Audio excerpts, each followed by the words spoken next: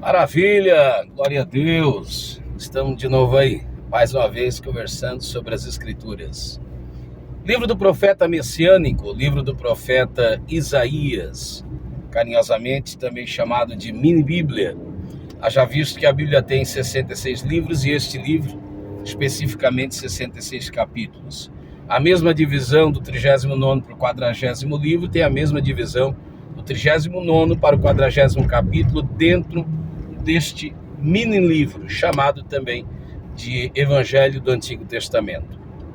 Isaías capítulo 40, verso 3, depois você pode lê-lo replicadamente também nos Evangelhos, um apontamento e uma aplicação para João Batista. Diz-nos assim: voz do que clama no deserto. Então, é possível e é cabível clamar mesmo estando no deserto. Voz do que clama no deserto. Existe uma série de outras aplicabilidades que pode ser feita. A quem está sendo dito? Por que está sendo dito? Quando está sendo dito? Sensos históricos, proféticos, espirituais. Mas eu quero ater-me apenas nessa expressão, voz do que clama. Não é a voz que clama, é a voz do que clama.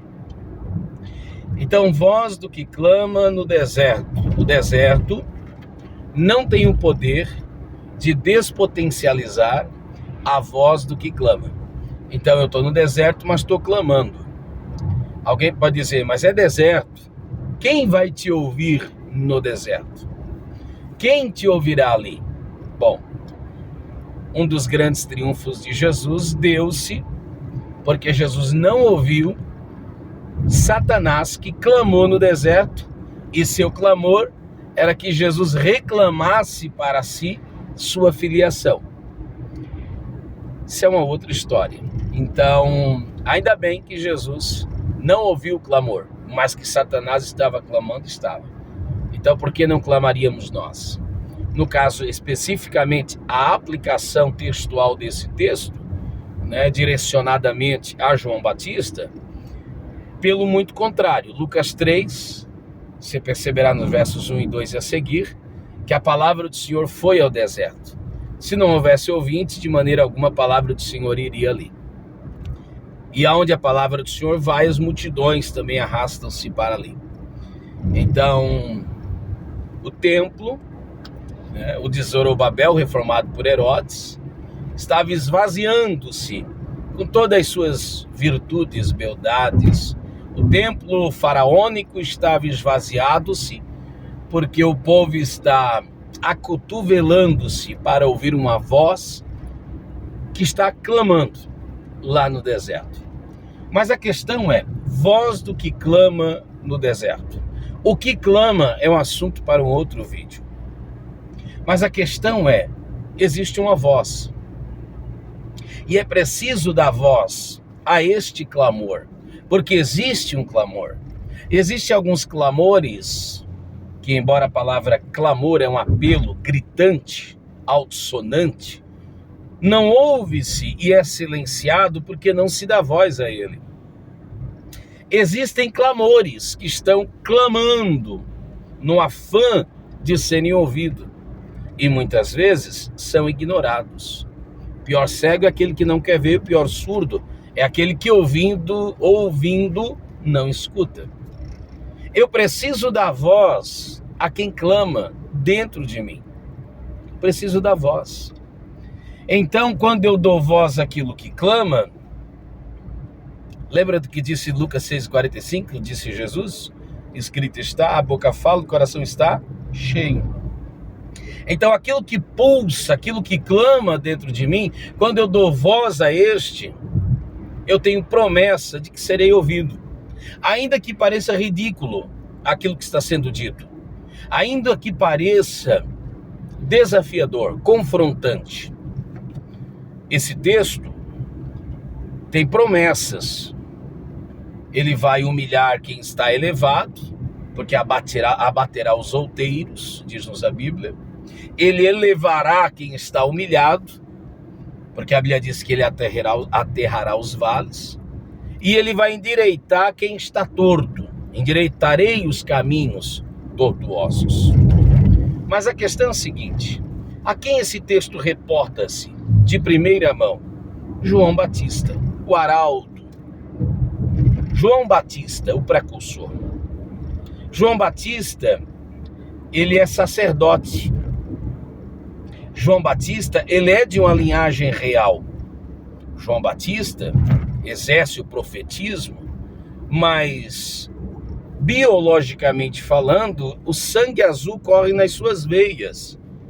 Então, ao invés de estar no conforto do templo, ao invés de estar no conforto de toda aquela estrutura que a ele pode ser concedida, ele dá ouvido a uma voz que o chama para o deserto. Então, quando eu dou ouvido à voz que clama, eu sou direcionado pelo destino que ela me encaminha. Então, que venhamos a dar ouvidos a algumas vozes que clamam aqui dentro. Existem necessidades que serão sanadas se nós darmos ouvidos à voz que clama aqui dentro. Existem direcionamentos e direções que precisam necessariamente serem ouvidas, obedecidas, necessidades atendidas.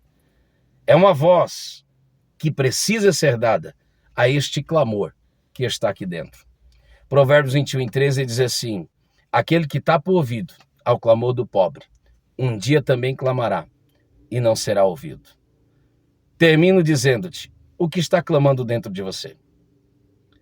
Esse clamor aponta para quem? Reclama o que para si? Para onde ele está conduzindo-te? É preciso da voz.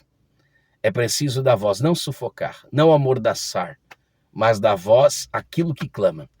Ainda que esteja clamando-me para o deserto, desconfortável, ainda que esteja clamando-me para o deserto, tirando-me da zona de conforto, é preciso da voz a esse clamor que não quer silenciar. Jeremias capítulo 20, versos 9 a 11, ele diz isso. Pensei em calar-me, pensei em amordaçar esse clamor, mas aqui dentro há um clamor, uma chama que queima ininterruptamente. Foi isso que disse Jeremias. Pensei calar-me, mas ardeu a sua palavra nos meus ossos. Disse iludido, estou, iludiste-me, ó Deus.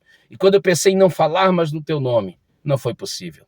Salmos 45 disse Isaías: a minha boca ferve, meu coração ferve, borbulha de palavras boas.